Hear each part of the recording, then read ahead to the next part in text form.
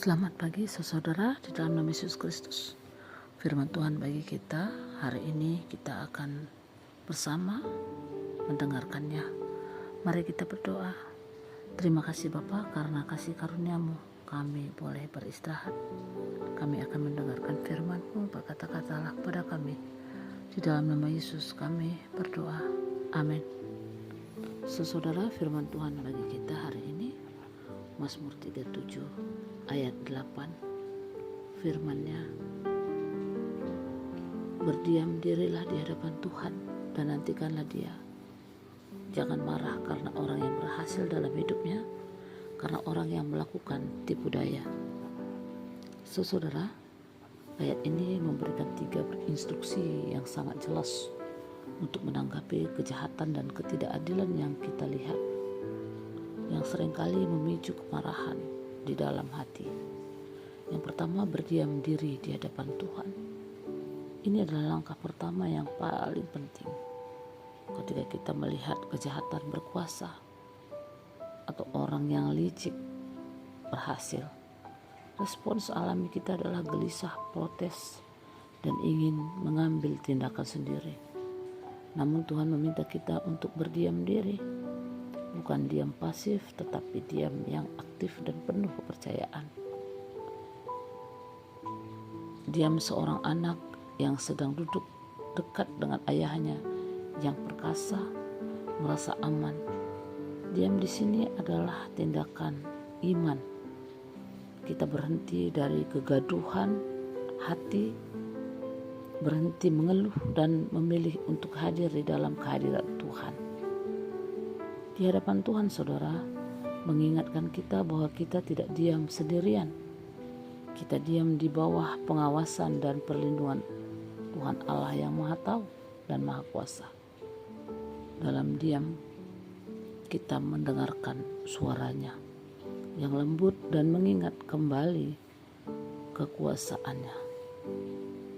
Dan yang kedua, dan nantikanlah Dia.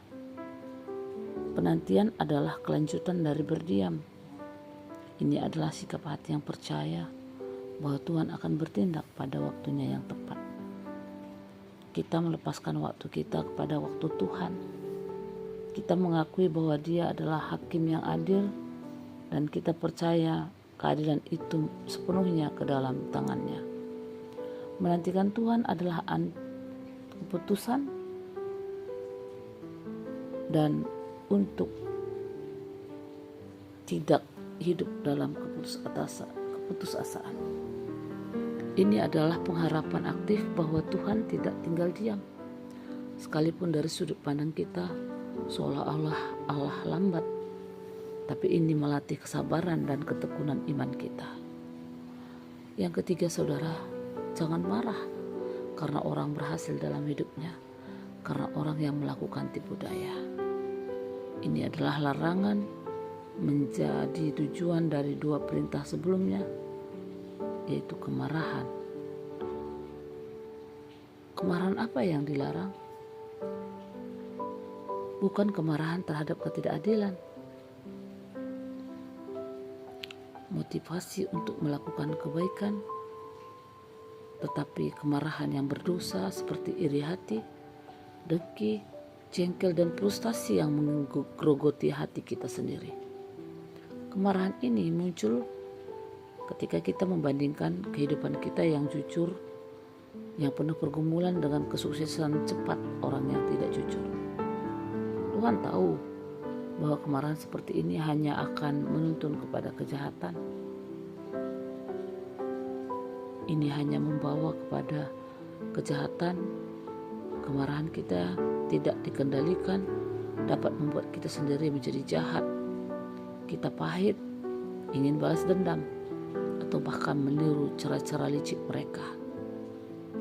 Jadi saudara, ketika dihasut oleh kemarahan, melihat ketidakadilan di dalam kehidupan atau bahkan di gereja, hati kita mulai bergejolak. Berhentilah, tarik nafas dan ambil waktu khusus untuk berdiam di hadapan Tuhan. Ungkapkan perasaan kita kepadanya, lalu pilihlah untuk diam dan percaya. Mengalihkan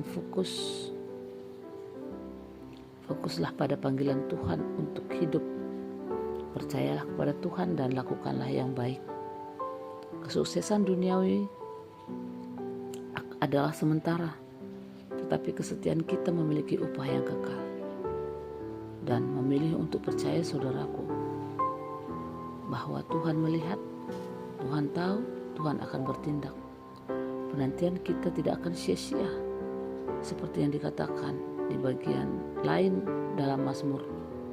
Orang-orang fasik akan binasa, tetapi orang-orang yang menanti-nantikan Tuhan akan mewarisi negeri. Jadi saudara, Mazmur 37 ayat 8 mengajak kita untuk melakukan pertukaran,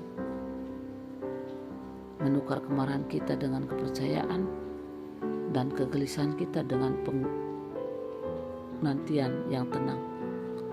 Dengan berdiam diri dan menantikan Tuhan, kita melangkah keluar dari peran sebagai hakim dan mengambil posisi sebagai anak yang percaya bahwa Bapa Tuhan kita tahu apa yang terbaik dan akan membawa keadilan pada waktunya. Amin. Mari kita berdoa. Bapa, biarlah damai sejahtera Allah yang melampaui segala akal memelihara hati dan pikiran kami. Di dalam Yesus Kristus, kami belajar untuk berdiam diri dan menantikan Tuhan. Kami tidak menjadi marah dan gelisah, tapi kami akan diam dan menantikan jawaban Tuhan. Tolong kami Bapa, di dalam nama Yesus kami berdoa. Amin.